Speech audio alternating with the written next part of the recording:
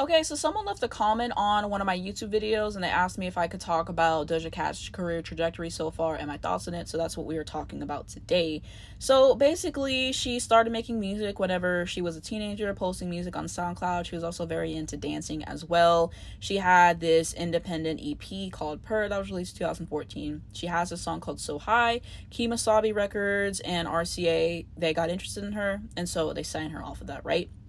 And so basically, she had a hiatus, and the debut album didn't really go as they had hoped. And so she ends up releasing this song called Moo, which is kind of a meme, and that got people into her, and it got the label to start paying more attention to her and put her up there in terms of the roster on the label, right? And so because of that, she makes her second album called Hot Pink. Now, she had hits off of this, like Say So was a huge song for her. She gets Nicki Minaj on the remix. It goes #1. There was a TikTok trend, a dance for it. She performed the song a billion times, but she was always adding different things to it, and there was a lot of choreography there. So it's just an interesting piece. Streets, I believe, tends to be a fan favorite. Rules was also popular off of this album as well, and so that album definitely built off of that momentum. And then she also released Planet Her in 2021, had 4 weeks at #2 on Billboard 200, and she had top 10 singles: Kiss Me More featuring SZA, which was a great record. She did Need to Know, and Woman, which was more so Afrobeats. And then this past year, she just released her 4th studio album, Scarlet, having the hit Paint the Town Red. She also released Demons off of this album, and Attention was a single, and Agora Hills is gaining traction as we speak. Doja Cat often gets praised for her performances. She's really great at hitting the choreography, engaging with the crowd, and just having a great stage presence, so to speak. And just her flair overall, and her personality, and her talent rapping, and just having, very viral songs. I always felt like what she did with the pop rap is she just took it to another level. She also had the song Vegas for the Ellis soundtrack. She was on the 3435 remix with Ariana Grande, among other collaborations. So that's the main thing about Doja Cat's career trajectory. And so we also have to talk about the controversies, right? There was her being on those chat rooms with the incels or the racists or whatever, and she caught a lot of heat for that. And then it kind of went away because, Say So was at its peak. She was performing all the time, and so people kind of focused on that, and it kind of went away. And then there was also her saying that she hates her fans' new era, which didn't go over well. Her dating this problematic guy, and her being an abuse apologist, essentially, which did not go over well with fans as well. There was her wearing this t-shirt of this neo-Nazi or white supremacist, I believe, and then she's gonna have the gall to say that she didn't know who he was or whatever BS that she want to say. I don't believe that for a second. It's one thing if you're wearing a Rolling Stones t-shirt, okay, fine, but that seems like something that's very specific, and we didn't even know who he was until we looked it up. And with her past history and catering to incels, that's certainly not doing her any favors. So those are just some of her controversies. And then you had the entire thing of the fans coming to her hotel whenever the show got canceled, and all the Doja Cat has so many controversies. I'd be sitting here forever, but that kind of paints a picture about a little bit of them. And also, Doja Cat has kind of got an audience of a bunch of incels as well, just because of the things that she says, the jokes that she likes to have, all that kind of stuff.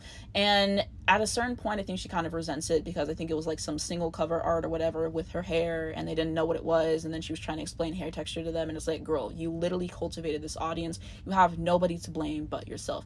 You got a bunch of weirdos because you cultivated that. So what are my thoughts on Doja Cat right now? So I think Doja Cat's really talented. I do. As a singer, I appreciate her voice, and I think she's talented at rapping. I think she's talented as a songwriter. I can appreciate her stage presence, and I think that she's interesting in the world that we live in now. People are just looking for someone to kind of grab their attention, and I think that Doja Cat does that. And so that's kind of my thoughts on her artistically. And I liked, Paint the Town Red. I liked Kiss Me More. I really enjoyed Rules, for example. She makes great music. However, as a person and everything outside of the music, I don't like Doja Cat. She's just very problematic. I just read off to you some of her controversies that she's already been through, and cultivating the incel audience is definitely an issue. In this era, she just completely turned me off to the new music and stuff like that. And even Paint the Town Red, which was her viral single, she said, "Bitch, I said what I said," and then just basically saying, like, I don't really give a fuck what y'all have to say about me. I'm gonna live my own life. I'm gonna make my own music. And then that song goes to number one. So that's basically telling her, hey, as long as I make good, catchy music that people can listen to and enjoy, they're not really going to care so much about my controversies. I can do whatever I want. I can make music and I can have minimal consequences and get myself out of it every single time. And I think the problem with that is that it's not always going to work, right? People get tired of constant controversies. I want good music. I do. And whenever she says the things that she says and does the things that she does, it's really a problem. And for the most part, she's wrong almost every single time. One of the only times she wasn't wrong was whenever she cut her hair, and people were being weird about that. I think it's weird to care that much about her cutting her hair. It's her hair, not yours. And so that was weird, but for the most part, it's not looking good. It's not looking good, because at a certain point, people are just not gonna be into that anymore, and it's gonna affect your bottom dollar. It just is. And with this new album, I believe, was top 5, which is not bad, but whenever your past album, you were at top 2, you had multiple hits off the album, and just, I remember what it was like when the album came out, versus now, a lot of people weren't even excited for the album to begin with, and the reviews weren't very great.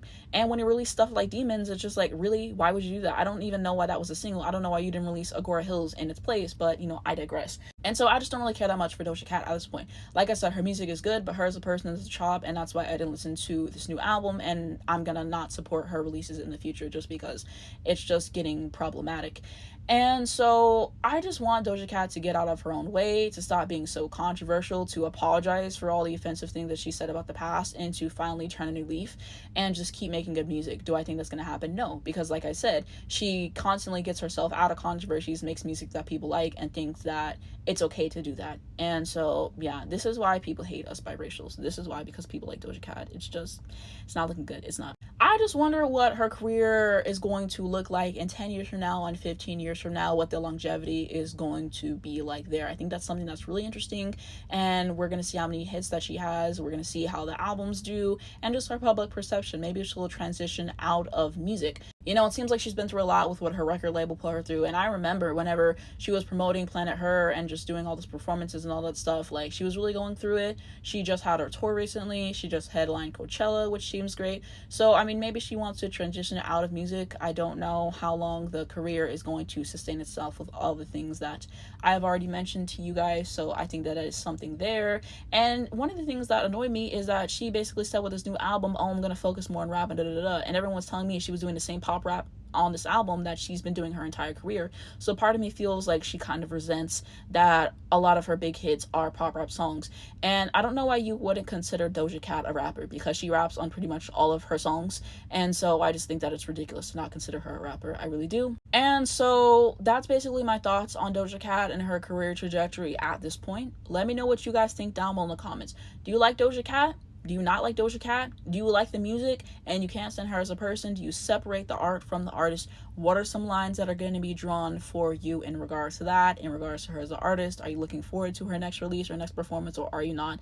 And let's continue that conversation. But yeah, shout out to the person who left that comment and everything, because I think this is an interesting conversation to have with the trajectory of her career, because there's been a lot of ups and downs, and there's just so much more to go in the future and everything. But let's continue that conversation.